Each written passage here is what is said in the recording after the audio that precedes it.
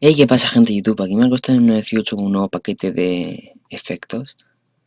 Estamos en mi canal, pues vamos al link que os dejaré en la descripción del video.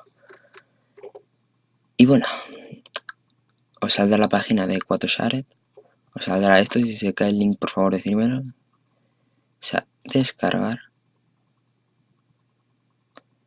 No hagáis caso a anuncios de aquí abajo, nada. Aquí a descargar.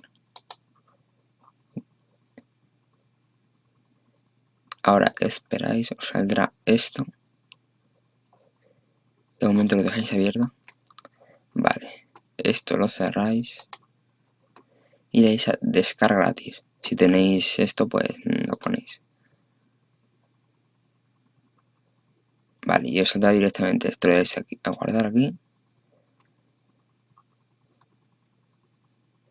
Y ya voy a cerrar la pestaña. Voy a cerrar. Y bueno, os vais a vuestro escritorio donde lo tengáis guardado y ya está.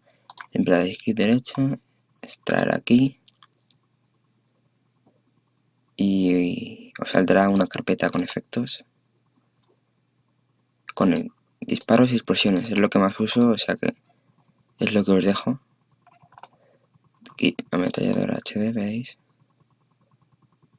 Carga. Como veis, sonidos en HD, y dejar aquí donde estaba y la silla papelera.